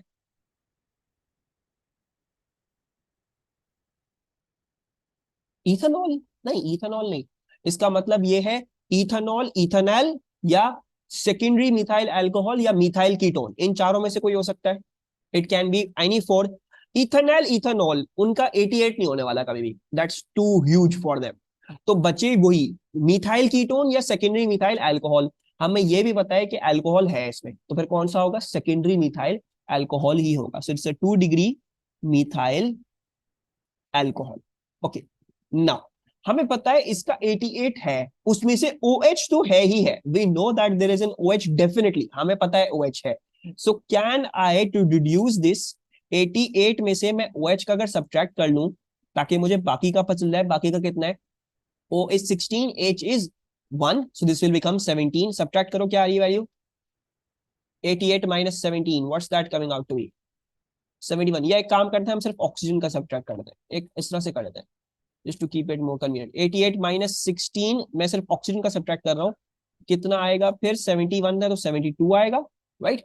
एंड नाउ लेट्स सी इसमें कार्बन कितने आ सकते हैं, तो 12 24 36 48 60 72, 6 कार्बन तो होने से रहे, क्योंकि अगर मैंने 6 कार्बन डाली तो हाइड्रोजन नहीं हो सकते, तो फिर कितने कार्बन होंगे, 5 कार्बन होंगे। So basically there is going to be 5 carbon that you can remove from over here. हटा लो, वो कितने हो गए, 60 60 सब्ट्रैक्ट करो 12, तो यानी हाइड्रोजन कितने हैं, हाइड्रोजन जो है वो 12 है, right. So your thing is of 5 carbons, it must have a methyl alcohol, and बाकी हमने बैलेंस कर देना है। और ने बोला है कोई ब्रांचिंग नहीं है, कार्बन चेन ब्रांच नहीं है कोई, right. This is going to be, structure बोला हुआ है सी सी सी सी सी, CH3 मिथाइल अल्कोहल, इसको बना देते हैं, right. And then you just complete this, 1 2 3 4, 1 2 3 4, 1 2 3 4 and 1 2 3 4, ठीक है, काउंट कर लो, 1 2 3 4 5, 3 plus 2 is 5, 5 plus 2 is 7, 7 plus 1 is 8, 8 plus 1 is 9, 9 plus 3 is 12, and then O एक था, O एक था, आपने ये बना दिया। समझ में आया, कोई मसला तो नहीं इसमें, Can you explain this again? Yes, Mariam, I can explain this again. Mariam, are these blue underlines clear? ये पार्ट क्लियर है, ये वाला, या इसमें भी कंफ्यूजन है? नहीं है क्लियर? अच्छा चलो हम कर लेते हैं इसको। लेट्स जो है अंडरस्टैंड दिस। अच्छा देखो मेरा बच्चा मरियम के no effervescence is seen when Na2CO3 is added to Q. This Na2CO3 sodium carbonate या कोई भी कार्बोनेट रिएक्शन के साथ देता है ऑर्गेनिक फैमिली में, सिर्फ कार्बोक्सिलिक एसिड्स के साथ। Carbonates only react with acids. तो इस केस में ये बता रहे हैं आपको कि इसमें कार्बोक्सिलिक एसिड नहीं होगा, ठीक है। So there is no carboxylic acid in this thing, ठीक है। दूसरी बात ये बोलते हैं effervescence is seen when sodium is added to Q, ठीक है। याद करो जब हमने ये देखा था कि यू सॉ CH3CH2OH, इसमें आप सोडियम डाल देते तो you would form CH3CH2ONA, right. Sodium ethoxide, वो अल्कोहल में you can put sodium and वो सोडियम वहां पे लग जाता है, right, it can get in. So basically sodium दो चीजें, एक कार्बोक्सिलिक के साथ रिएक्ट करता है और अल्कोहल के साथ। Metals react with acids and sodium also reacts with alcohols, right. अब आपको पता है पहले से कार्बोक्सिलिक नहीं है, तो इसका मतलब क्या है, सोडियम जब आपने डाला और एफरवेसेंस मिल गई आपको, एफरवेसेंस क्यों मिली, बिकॉज ये तो हाइड्रोजन एलिमिनेट होता है, इट बिकम्स गैस, तो उसकी एफरवेसेंस होती है। सो देयरफॉर वी डिड्यूस्ड कि अच्छा भाई ये क्या होगा, ये OH होगा, ठीक है। यहां तक क्लियर है, ये दो बातें समझ में आई? यस। उसके बाद Q reacts with alkaline I2 aqueous to form a yellow precipitate. अब ये चार चार सूरतें होती हैं, या तो वो इथेनॉल हो, या तो वो इथेनॉल हो, या वो मिथाइल कीटोन हो, या वो सेकेंडरी मिथाइल अल्कोहल हो, ठीक है। They have already told you that it contains only one functional group. हमें ये पता है कि अल्कोहल वाला ग्रुप तो हमें कंफर्म हो गया ना, तो मिथाइल कीटोन और इथेनॉल वाली पॉसिबिलिटीज हटा दो, वो तो हो ही नहीं सकती। मजीद ये इथेनॉल वाली भी हटा दो, क्यों, बिकॉज इथेनॉल का MR88 नहीं हो सकता, राइट। इथेनॉल का निकाल लो, इथेनॉल का MR क्या होगा, it shall be 12 plus 12 24, 24 plus 3 27, 29, 30 and 46, ठीक है। ये होगा इथेनॉल का MR। तो इथेनॉल, इथेनॉल और मिथाइल कीटोन ये नहीं हो सकते, because there is only one functional group present and the MR is supposed to be 88. So therefore we deduced अच्छा भाई अल्कोहल था, तो this must be a 2 degree methyl alcohol, right? So this is the things that we know. तो हमें पता चल गया 2 degree methyl alcohol है, अल्कोहल ग्रुप है। एंड नाउ टू डिड्यूस इसमें कितने कार्बन एटम है, क्या नहीं, तो वी आर डिड्यूसिंग दैट। वो कैसे डिड्यूस करेंगे? अच्छा भाई देखो, आई डिड दिस, ये मैंने असल में जो वो है ना एनालिटिकल ऑर्गेनिक केमिस्ट्री का जो लास्ट एक ही लेक्चर है वैसे तो उसका, तो उसमें I have discussed this technique, how you going to find out कि कितने कार्बन है, कैसे हैं, क्या नहीं, ठीक है। जो फ्रेगमेंटेशन वाले पार्ट में मैंने डिस्कस किया, ठीक है। बहरहाल इसको समझ लो भाई। देखो उन्होंने बोला 88 है ना, देव टोल्ड यू एन 88। अब आपको पता है मरियम के 88 में से लाजमन क्योंकि अल्कोहल ग्रुप है तो एक ना एक तो ऑक्सीजन होगा ही होगा ना। You know that there is definitely an oxygen over there, और एक ही है वो oxygen, because it's an alcohol group और एक ही फंक्शनल ग्रुप है। So I am subtracting it from over here. मुझे पता है एक ऑक्सीजन है, तो ये क्या आ गया, ये आ गया 72। यानी अब कार्बन और हाइड्रोजन कितना मास ले रहे हैं, 72 दोनों मिला के ले रहे हैं carbon hydrogen, right. Now you are going to deduce कि भाई कार्बन कितना ले रहा है, और फिर हाइड्रोजन हम असेस कर लेंगे। चलिए कार्बन, कार्बन का एक कितना होता है, carbon 1 carbon is 12, 2 carbon 24, 3 carbon 36, 4 carbon 48, 5 carbon 60, 6 carbon 72, right. So 12 का टेबल 12, 24, 36, 48, 60, 72, राइट। नाउ अगर मैं 6 कार्बन रखता हूं तो ठीक है, 72 में अलाउड है, 72 में 6 कार्बन आ सकते हैं। लेकिन मसला ये, अगर आपने 72 ही, अगर आपने 6 कार्बन रख दिए तो हाइड्रोजन फिर कोई नहीं आ सकता, बिकॉज पूरा का पूरा 72 कार्बन ले जाएगा, हाइड्रोजन कुछ भी नहीं आएगा। So most probably it's not 6 but it's the next smallest number, that is 5, right? So therefore I am deducing that there are 5 carbon atoms. I am going to take the maximum number of carbon atoms that I can get and still make sense. 6 आ सकते हैं लेकिन 6 does not make sense, hydrogen की कोई possibility बची है। So it's going to be 5 carbon, और 5 carbon का मास कितना होगा, 60 होगा। आपके पास बच गया 12, तो हाइड्रोजन का कितना मास होगा? हाइड्रोजन का 12, एक ही होता है, मतलब hydrogen have one mass, so basically you got 12 hydrogen, so it is C5H12O, that is the formula for this. ठीक है, बाकी अगर आपको मेक श्योर करना हो कि आपने ये कैलकुलेशन सही करी है कि नहीं करी कार्बन और हाइड्रोजन की, तो what you can do is you can see C5H12 एक वैलिड अल्काइल है कि नहीं है। So we know that CH3, CH2, CH2, CH2, 1 2 3 4, CH2, सो 1 2 3 4 5, 3 + 2 5, 5 + 2 7, 7 + 2 9, 9 + 2 11 आ रहेगा, अच्छा क्योंकि वो सेकेंडरी मिथाइल अल्कोहल है। सही किया है, 3 + 2 5, 5 + 2 7, 7 + 2 9, हाँ ठीक है। तो बस, अच्छा so basically you getting this, you getting 1 oxygen, 5 carbon and 12 hydrogen. ठीक है, ये हमारी अजम्पशन है, क्योंकि 6 वाला चल नहीं सकता, और अगर आप जो है 4 कार्बन रखते हो तो फिर उससे हाइड्रोजन इतने ज्यादा आ जाएंगे, इतनी हाइड्रोजन की जगह ही नहीं है हमारे पास, राइट। सो बेसिकली थोड़ा सा ट्रायल एरर है, लेकिन उसकी ऑब्वियसली ये मेथोडोलॉजी है। सबसे पहले ये किया करो कि एमआर में से वो निकाल दो, ऑक्सीजन जैसा है, फ्लोरीन है, ब्रोमीन है, वो निकाल दो, क्योंकि अगर वो एक ही है तो वो निकाल दोगे तो बाकी कार्बन और हाइड्रोजन ही होंगे। फिर नेक्स्ट ये डिड्यूस करो उस अमाउंट में कितने कार्बन आ सकते हैं आपके, how many carbon can you get, so you deduce that, you put that in, उसमें सब्ट्रैक्ट करो, बाकी फिर हाइड्रोजन हो। ठीक है, समझ में आया अब?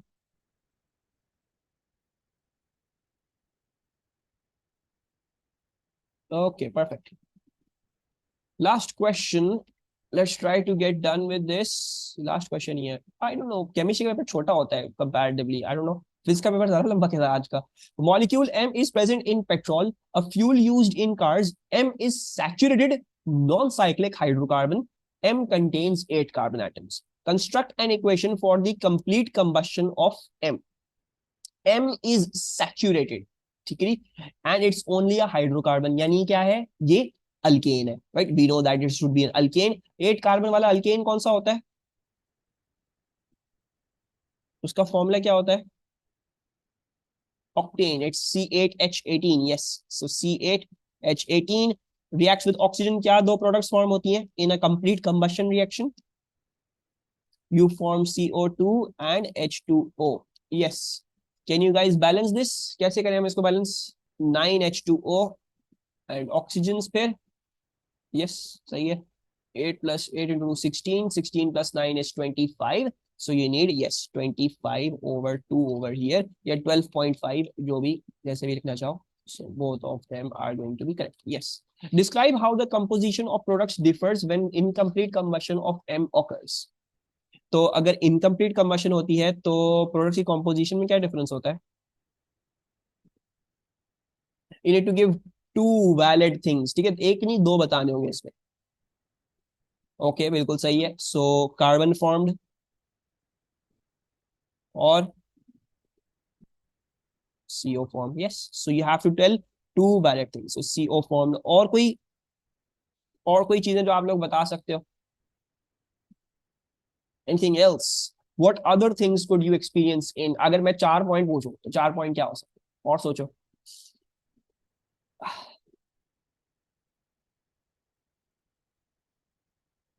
Can I say that CO2 will be less,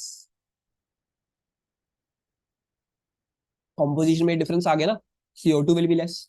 और क्या मैं ये बोल सकता हूं कि जो है आपके कुछ हाइड्रोकार्बन अनबर्न रह जाएंगे, सो you will get unburn hydrocarbons, right, हो सकता है पूरा जले ही ना, CH4 बाहर आ जाए, हो सकता है C2H6 बाहर आ जाए, right, that can also happen, so unburnt hydrocarbon, so these are all valid points over here.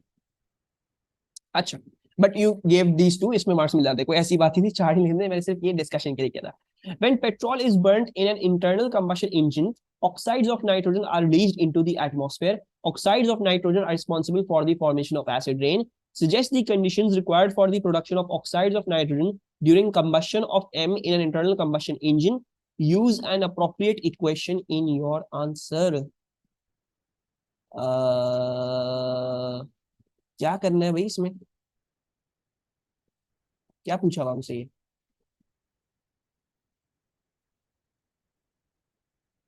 Catalytic converter का सवाल नहीं है, देखो जरा गौर से पढ़ो, suggest the conditions required for the production of oxide, पूछ रहे हैं भाई नाइट्रोजन ऑक्साइड्स जो बन रहे होते हैं वो बताएं इंटरनल कंबशन में इंजन में ऐसी क्या कंडीशंस होती हैं कि उसमें ऑक्साइड ऑफ नाइट्रोजन बन जाते हैं. What are the conditions that are present in an internal combustion engine that favor the formation of oxide of nitrogen? So why do you think internal combustion engine oxide of nitrogen क्यों बन रहे होते हैं? फरिया ने एक question बता दिया है, लेकिन कंडीशन क्या होगी फरिया? इंटरनल कंबशन इंजन में क्या होता है? What's the big thing? High temperature. Yes, you will have a high temperature. और कोई चीज?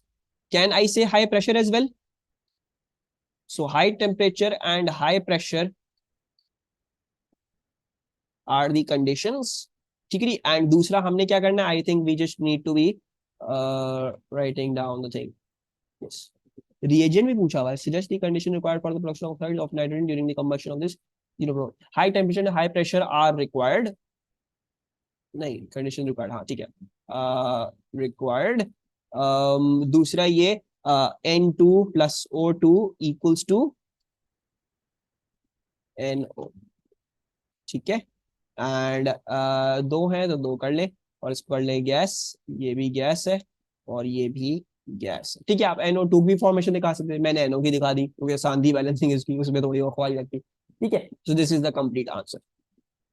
Describe how acid rain is formed in the atmosphere in the presence of oxides of nitrogen and SO2. Identify the roles of the oxide of nitrogen in this process.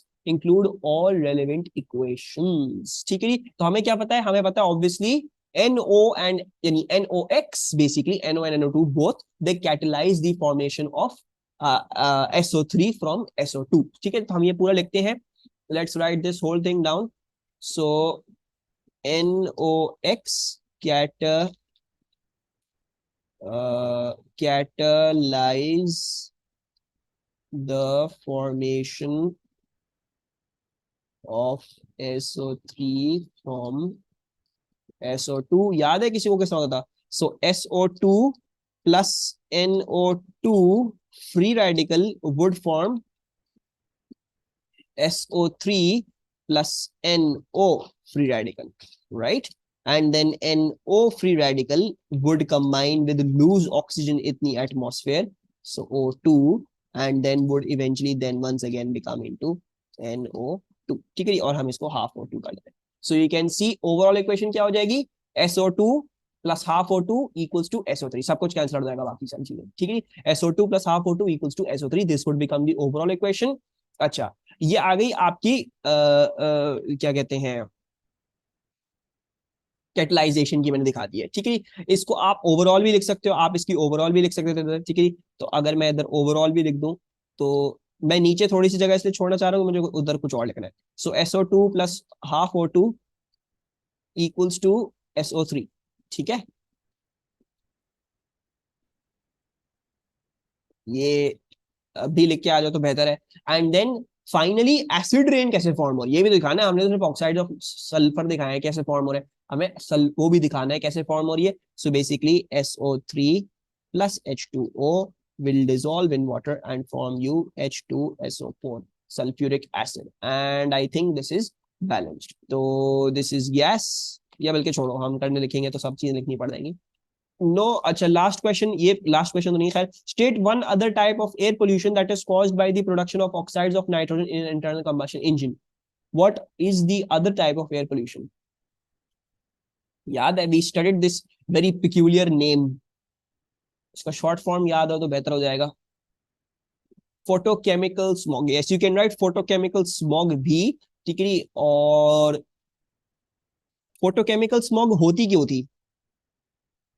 What was the thing that was causing photochemical smog? Not PVCs, it was PAN, peroxyacetyl nitrate, right? So peroxyacetyl nitrate, when this reacted with unburnt hydrocarbons in the atmosphere, so it used to form photochemical smog. So either of the answers are correct. कोई मसले की बात नहीं है. अस्तगफिरुल्लाह. अच्छा, biodiesel tube. सही है. Biodiesel T is a fuel made from vegetable oil. Figure 5.1 shows the production of tea from R in a two-step process. ठीक है. ये मुझे लग रहा है बायोलॉजी में घुस गए हम. सो R, अच्छा, ester, ester, ester, there are three ester bonds over here, ठीक है। नाउ आर को आपने एल में कन्वर्ट कर दिया है, and if you see over here, तो आपने एस्टर बॉन्ड तोड़ा है। If you see, you have broken the ester bond. किस तरीके से तोड़ते हैं एस्टर बॉन्ड, याद है? Hydrolysis, hydrolysis done through concentrate H2SO4 के थोड़े बहुत ड्रॉप्स डालने होते हैं और हल्की सी हीटिंग करनी होती है, तो आपको आपका एस्टर बॉन्ड टूट जाता है। ऑब्वियसली ये टूट के अलग हो गया, ठीक है। This was step one. अच्छा जे क्या है? अच्छा ऑब्वियसली, एक सेकेंड, मतलब हमने बाकी पूरी चीज पूरी पूरी दिखानी है। एक सेकेंड, ये जे छोड़ दे, ये अभी हम देखेंगे, हो सकता है नीचे हमें कोई हिंट दी हुई हो, वरना तो बड़ा मसला हो जाएगा। ठीक है, जे को भी फिलहाल छोड़ दे, जो भी है ये जे, ये +1, ये जे को जे बनाए, ठीक है। स्टेप टू क्या है? हीट विद जी कॉन्सेंट्रेटेड H2SO4। व्हाट इन, अच्छा जी, व्हाट इज जी? जी हमें बताया था पहले ना, करो यार, ये इतने सारे लेटर्स क्यों देते हैं भाई? कौन सा जी? अच्छा जी कुछ और है, ठीक है। G is something else, it heated with G plus concentrated H2SO4, तो वो यहाँ पे OH की जगह वो OCH3 बन गया, ठीक है। I hope you guys can see के कार्बोक्सिलिक एसिड को वापस एस्टर में तब्दील कर दिया है, तो ये CH3OH होगा, और ये उधर एस्टरिफिकेशन हो गई है वापस से, तो इसमें से एस्टर बॉन्ड तोड़ा, वापस से बना दिया, ठीक है। In step one, all three ester groups in R react. This was the information that I required. In step one, all three ester groups react. Suggest a suitable reagent and conditions for step one. तो क्या होंगी suitable conditions? हमने अच्छा मैंने बताया था, you use few drops of concentrated H2SO4, या reagent लिखना है तो few drops लिखने की जरूरत नहीं है, just से क्या कहते हैं, concentrated H2SO4, few drops लेने की जरूरत नहीं है, and then plus heat, ठीक है।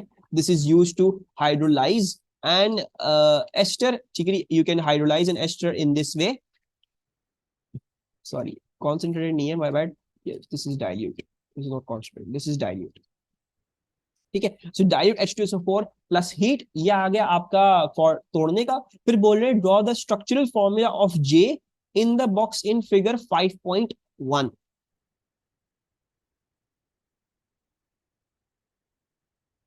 ठीक है। ये एस्टर बॉन्ड टूटा, यहां पे हाइड्रोजन लग गया, ये एस्टर बॉन्ड टूटा, यहां पे हाइड्रोजन लग गया, ये एस्टर बॉन्ड टूटा, यहां पे हाइड्रोजन लग गया, राइट। ये देख लोगे सारी चीजें एक ही हैं, so basically got three times of this, ये सारी चीजें एक ही है ना, तो ये तो उन्होंने एक ही दफा लिख दिया। अब बाकी जो चीज है वो ये चीज है, right. And we all know जब ये एस्टर बॉन्ड टूटता है तो दूसरी वाली चीज OH लेगी, तो यानी इन सब में से इन्होंने क्या किए, इन्होंने OH लिए। So if I were to draw the, क्या दिखाना है इसका, स्ट्रक्चरल फॉर्मूला लिखना है। स्ट्रक्चरल फॉर्मूला, यार ऐसे कैसे कर सकते हैं यार ये लोग, स्ट्रक्चरल फॉर्मूला लिखने को दे दिया, चलो स्ट्रक्चरल फॉर्मूला लिख दे। तो स्ट्रक्चरल फॉर्मूला क्या होगा, CH2OH, ठीक है जी। खैर हम इसको ऐसे लिख लेते हैं, let's just write this as this, so HO and then CH2, ठीक है। ये आ गया ये चीज, उसके बाद ये है CH पे ब्रांच है ये OH, और कोई तरीका नहीं है तो हम इसको CH पे ब्रांच दिखा देंगे OH को, और लास्टली क्या है, CH2 पे OH, so CH2OH। So this is the structural formula for this, ठीक है। समझ में आया कोई प्रॉब्लम नहीं इसमें? मैं यही देखना चाह रहा था कि वो उन्होंने जो है वो तीनों को रिएक्ट करा है कि नहीं किया है। They did react all three of them, so ये तीनों तो वही बन गए चीज, और ये चीज इसने तीन इस पे अल्कोहल ग्रुप्स आके। अच्छा then name the type of reaction that occurs in step two. Step two में कौन सा रिएक्शन हो रहा है ये, जो आपने इधर OH को वापस से CH3 लगा दिया, इधर आपने इधर हटा के उसको किया। This is known as esterification, once again you done the same thing, ester bond तोड़ के। एस्टरिफिकेशन भी कह सकते हो उसको, कॉन्डेंसेशन भी कह सकते हो। I am going to use एमन्स terminology, this is known as a condensation reaction, that is a lot better. अच्छा उसके बाद name organic reagent used in step two. तो स्टेप टू में ऑर्गेनिक रिएजेंट क्या है, वी डिस्कस दिस, CH3, इस पे OH होगा लाजमी, जब भी वो OH हटा, यहाँ से H हटा और लग गया, तो this is going to be CH3OH। Name करना है उसको, तो CH3OH क्या होता है, is going to be methanol, ठीक है। And then lastly L is called decanoic acid. L क्या है भाई, ये है L, use systematic nomenclature to deduce the name of T. Okay, क्या अजीब ही जबान लिखी है, खुद ही घबरा गए क्या लिखा। L is called decanoic acid, ठीक है जी। बेसिकली 10 कार्बन का कार्बोक्सिलिक एसिड डेकनोइक, ठीक है जी। फिर ये यूज सिस्टेमैटिक नोमेनक्लेचर, कोई मसला नहीं है, नोमेनक्लेचर का मतलब ये पता, बस ये बोल रहे हैं नेम बता दें टी का। तो टी का हम नाम निकाल देते हैं। टी का नाम क्या होगा? अगर ये डेकनोइक एसिड था, very good, so this was decanoic acid, इसने बना दिया डिकैनोएट, डिकैनोएट। और ये क्या है? ये है methyl. So the name of this is going to be methyl decanoate, ठीक है जी, डिकैनोएट ही लिखेंगे, हाँ। So methyl decanoate, right. किसी को कोई प्रॉब्लम है इसमें? बहुत चुप चुप हो गए बाकी बच्चे, सदफ, एमन, मरियम, आप लोगों को क्लियर है ये? उसमें तो कोई प्रॉब्लम नहीं है इन दिस थिंग?